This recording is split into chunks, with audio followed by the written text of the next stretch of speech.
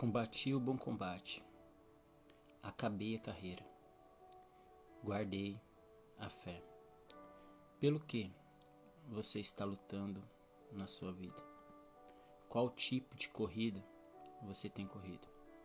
Final de ano, geralmente, é um tempo de reflexão, onde refletimos aquilo que fazemos durante um ano todo, os acertos e os erros, e nos preparamos para um novo ano que está a chegar, na esperança de não cometermos os mesmos erros, na esperança de melhorarmos em algum ponto da nossa vida.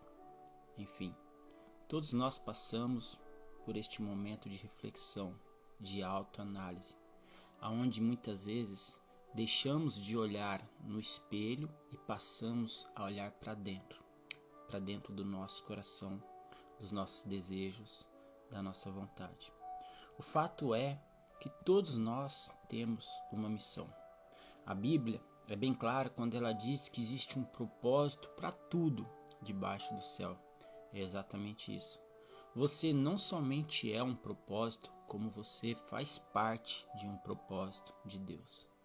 Todos nós somos seres limitados pelas mãos de um único limitador, que é Deus, que impôs limites sobre o ser humano, para que ele reconheça a sua necessidade em relação a Deus. Se não fosse assim, o homem se gloriaria de si mesmo, pelos seus talentos, pelas suas façanhas, pelas suas conquistas, e jamais recorreria a Deus. Por isso precisamos entender que aonde as nossas forças se acabam, se esgotam, se começa a força de Deus. Aonde não temos competência ou capacidade de alcançar, Deus pode nos conduzir para que possamos chegar. Precisamos reconhecer a nossa dependência, a nossa necessidade em relação a Deus e à graça de Deus. E entendermos de uma vez por todas que se não for a graça de Deus sobre nossa vida, nada podemos fazer. Nem mesmo o cardaço do seu sapato você não conseguiria amarrar, se não fosse a graça de Deus, derramada constantemente, dia após dia, sobre nossa vida. Assim como suas misericórdias, que se renovam a cada manhã. Aliás, nesta manhã, a misericórdia de Deus já se renovou sobre nossa vida. E é por causa das suas misericórdias que não somos consumidos. E não é libertador saber disso? Saber que temos um Deus zeloso, que cuida de nós a cada tempo, a cada momento, que se preocupa nos caminhos que andamos, as coisas que fazemos. Exatamente isso. Temos um Deus que é Pai. Temos um Pai que é um Pai amoroso, que cuida dos seus. Aqui o apóstolo Paulo está falando sobre o combate, o bom combate, o combate do Evangelho, o combate da fé, a sua vontade de falar para as pessoas sobre Deus, sobre Jesus. Era essa a maior motivação que habitava no coração do apóstolo Paulo, para que as pessoas conheçam Jesus. Eu sei que muitas vezes, no mundo da modernidade, da tecnologia, do status, do stories, todos se preocupam em serem conhecidos, em terem títulos, em serem reconhecidos na rua, por onde andarem, a distribuírem autógrafos, enfim. Quantas pessoas não vivem apenas por likes, por views, por curtidas em suas vidas? Aliás, isso se tornou até uma profissão. Não há mal nenhum nisso, mas se o seu coração está apenas nisso, é como a Bíblia diz: onde está o teu tesouro? Ali está o teu coração. Entenda que Jesus não se preocupou com nada disso. E aquele que realmente conhece Jesus, ele não se preocupa em ser conhecido, mas em fazer o nome de Cristo cada vez mais conhecido. É isso que é ser testemunha viva de Jesus Cristo. Temos um nome. E isso é importante, mas não é mais importante que o nome de Jesus, que está acima de todos os nomes. E esta era a causa do apóstolo Paulo. Não fazer o seu nome ser conhecido, mas sim o nome de Jesus Cristo. E ele enfrentaria desafios, perigos, mas ele não desistiria. Por isso ele tinha plena convicção daquilo que estava fazendo. Então, ele combatia o bom combate. Apesar das prisões, apesar das correntes, das humilhações, apesar das dificuldades, o apóstolo Paulo ele não desistia. Apesar da distância, do tempo, se era frio, se era calor, se chovia, se era tempestade, enfim, ele percorria o caminho do Evangelho de Jesus Cristo, pregando para todas as pessoas, seja gentios, seja ímpios, seja religiosos, fariseus, escribas, não importa. Quem aparecesse na frente de Paulo, ele diria: Jesus Cristo está vivo. Essa era a pregação do apóstolo Paulo. E ele dizia claramente, abertamente para todos: olha, eu não vivo mais para mim, mas Cristo vive em mim. Talvez seja esse o grande segredo maravilhoso da vida. Não vivermos para nós mesmos, mas vivermos para o reino de Deus. E a Bíblia mostra sinais e indícios que é esse o caminho que verdadeiramente devemos percorrer. Jesus Cristo é o único caminho, a verdade e a vida. E ninguém vai ao Pai a não ser através de Cristo. Entenda uma coisa: o homem, por mais moderno e tecnológico que seja, por mais instruído, inteligente, por mais ferramentas e instrumentos que tenha, ele jamais vai poder te levar até Cristo. Por mais que ele faça pontes, prédios, arranha-céus, por mais que ele construa foguetes, por mais que ele construa torres, palácios, nada que o ser humano possa fazer é capaz de levar até Deus. Por quê? Porque só existe um único caminho. O resto que você tem ouvido por aí se chama atalho e nenhum leva para o céu. Entenda uma coisa de uma vez por todas. Sabemos que Cristo é o único caminho que nos leva até o Pai. Mas você já parou para pensar? E o que te aproxima de Cristo? Tem pessoas que se aproximam de Jesus por causa de uma dificuldade, por causa de uma instabilidade na vida financeira. Tem pessoas que se aproximam de Jesus Cristo por causa de uma enfermidade. Tem pessoas que se aproximam de Jesus Cristo por causa de uma desilusão amorosa. Ou seja, há 1001 motivos para se aproximar de Jesus Cristo. Mas o que verdadeiramente Jesus nos ensina?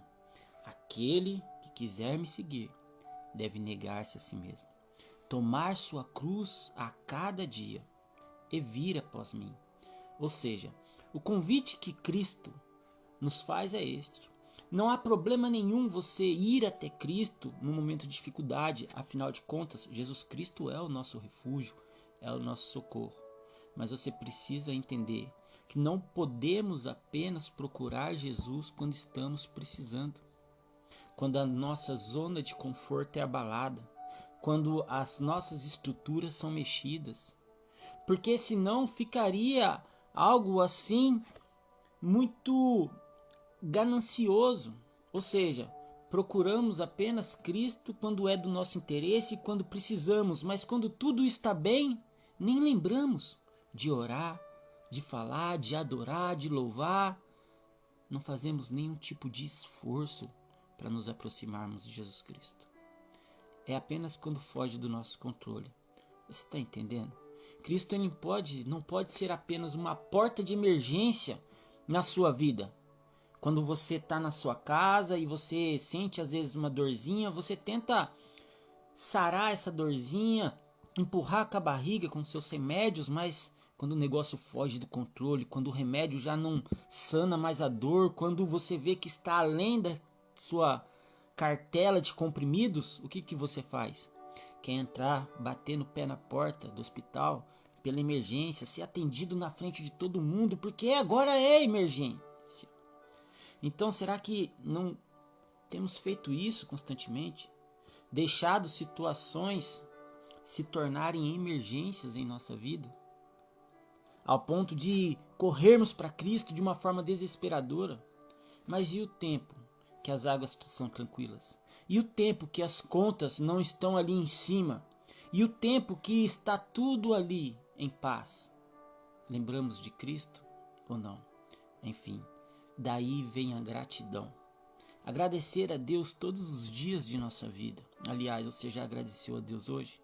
Agradecer a Deus pela sua misericórdia, pelo ar que respiramos, pela vida que temos, pela graça que é concedida sobre nossa vida, pela nossa casa, pelo teto sobre nossa cabeça. Agradecer a Deus o tempo todo, de todas as maneiras.